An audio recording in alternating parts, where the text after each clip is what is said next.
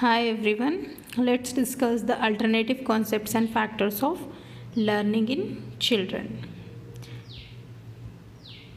Our today's PPTs includes cognition and emotions, motivation and learning. We will see the concepts of this. The next is factors contributing to learning, and it should be personal and environmental factors only we are going to see now.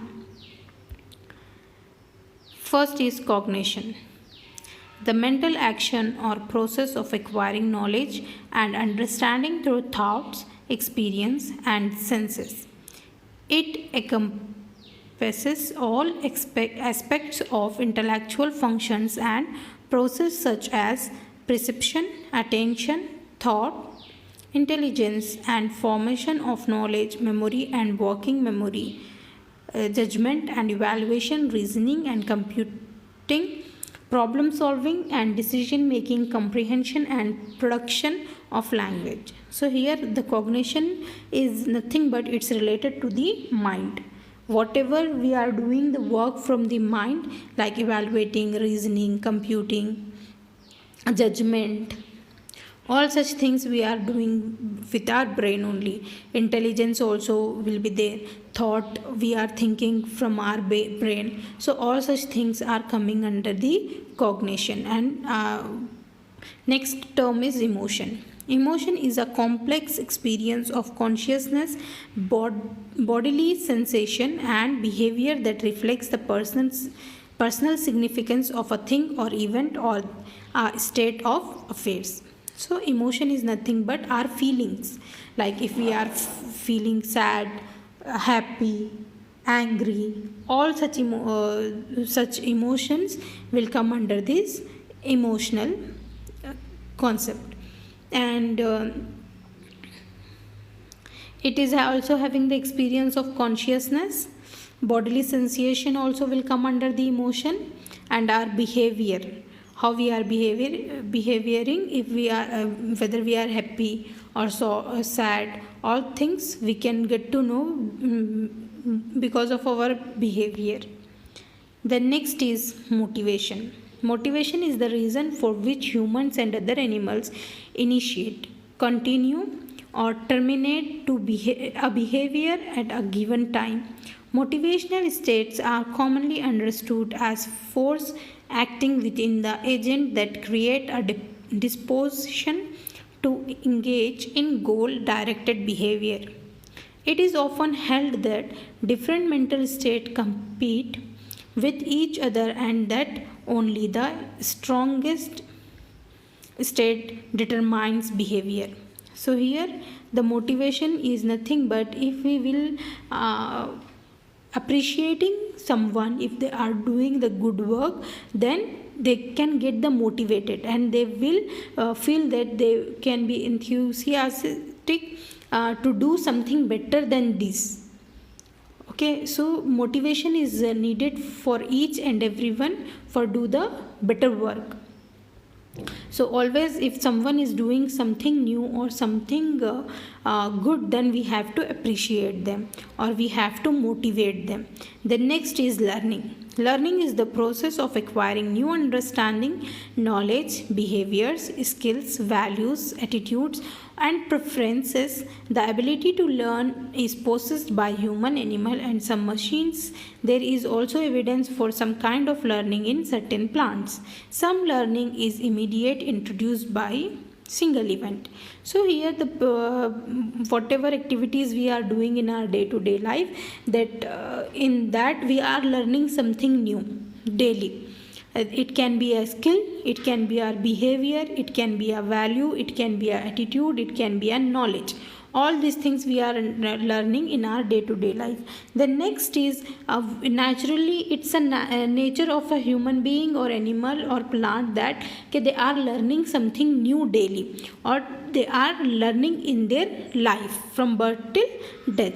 Then there are some events, like just now in our previous video I have given the example, like in the fair, if we are going voluntary, then we can learn so many things. And if we are taking the participation in the school's fun fair, there also we are learning so many things, like how to deal in the businesses and how to sell the products. That all things we are understanding in a single event. It's a short time event will be there, and we are learning and we are acquiring more knowledge through that. Next is factors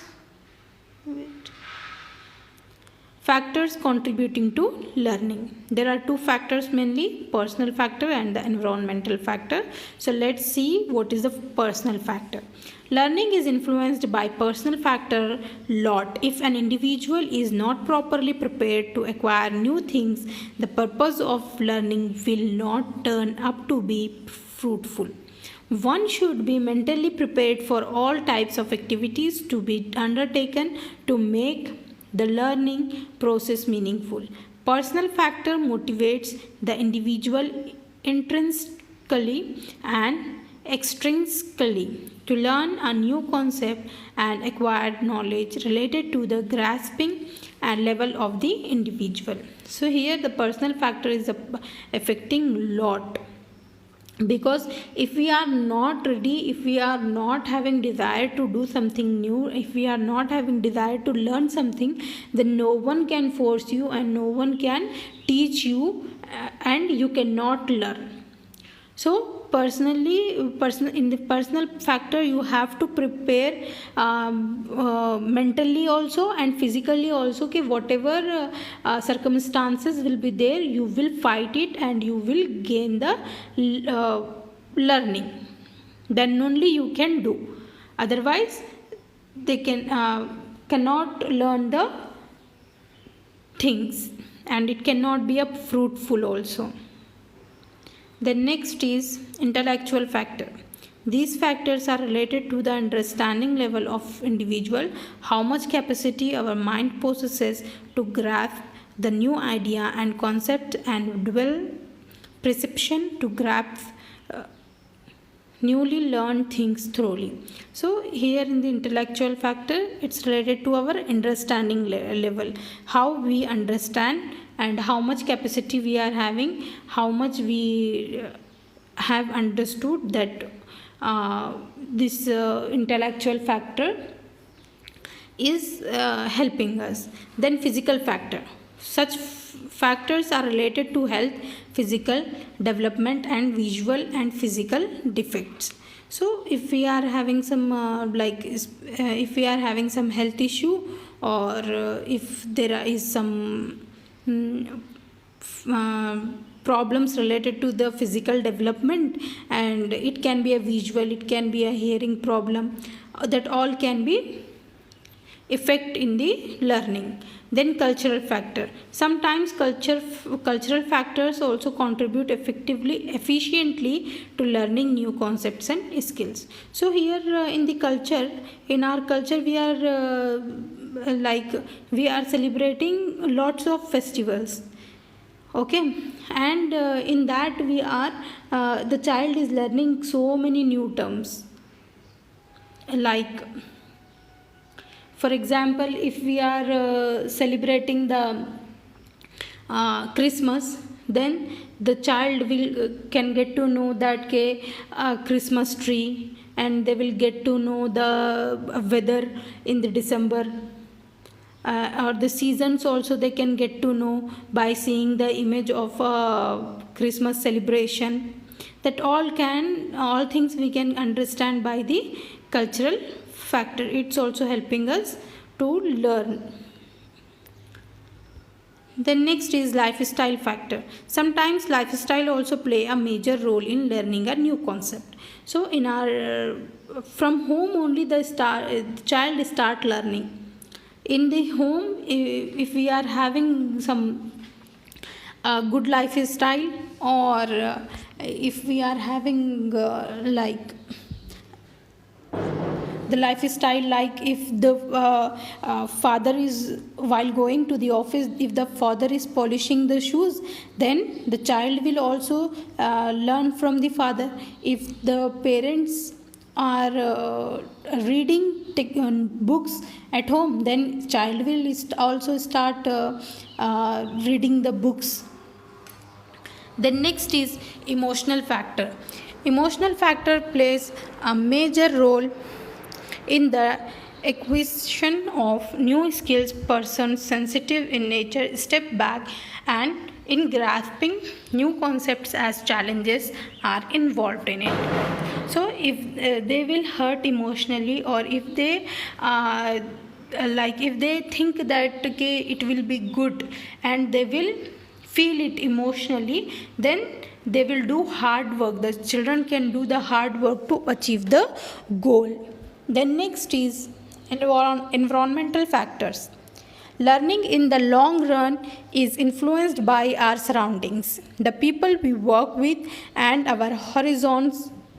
Factors contributing to the environment factors are, so here our surrounding area and the people with whom we are working, they will include in the environmental factor. So first environmental factor is teacher's personality. Teacher's personality plays a major role in contributing to the understanding level of the students. If the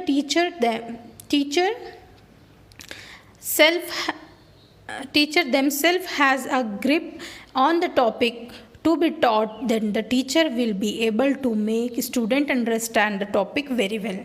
So here, if the teacher is having good command over that particular topic which she is going to teach, then she will able to make students understand very well the topic. Then the next is situational factor. Situations are not in our arms. As situations are uncertain nowadays, coronavirus outbreak is being witnessed by the whole world, so continuous planning should be developed by keeping in mind future is uncertain. So situational factor, it can happen anything, like flood can come anytime. We don't know what will happen now, but we should be prepared. And like for example here coronavirus came, and it affects lots of lives of human beings as well as the animals, but we were not prepared at the time. But now we are prepared, and for the future also we have to keep it in our mind, okay, we have to face them or the other problems. We don't know at what time which problem can come, so we should be prepared. The next, heredity factor. As the saying goes, children of bright parents tend to be bright, and the children of very inferior parents are often inferior. But now it is not true. It can be vice versa also, as leaders are born but made, or vice versa. Heredity play an important role in motivating and deciding the future course of learning according to the status of the family and the heredity characteristics. So the heredity factor, as we have learned in our previous slides or the previous videos also, okay, heredity is playing an important role while in the development of a children. So if their parents are talented and their parents are good, then it's a heredity factor that the child can be, but not we are not sure that they can be like their parents only. Like their parents, how they are talented, like them only they will be talented. We don't know, but there are some chances that they can be as talented as their parents.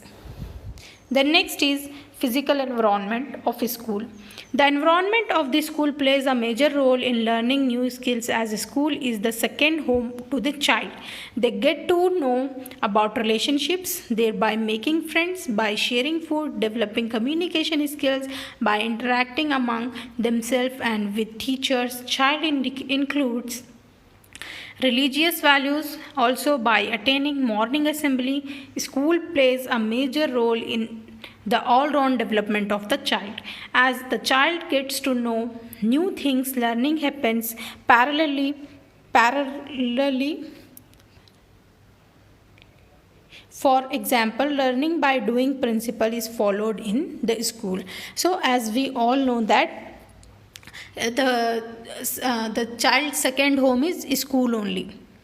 So whatever like religious activities are going on, that also children can see in the school. Like for example, on 2nd October on Gandhi Jayanti, we are celebrating some pujas in the school, and whatever rituals we are doing, that also the child can learn in the school. And in the morning prayers, whatever prayers we are doing from that also child can learn and they can feel it. The next is in the classroom, they are meeting and they are making the friends with the different religious children. In a class there can be a special children are also there. They can mingle with them, they can make them friendship or the relationship with them. So they are learning lots of things in the classroom. And here in the schools they are following the learning by doing principle.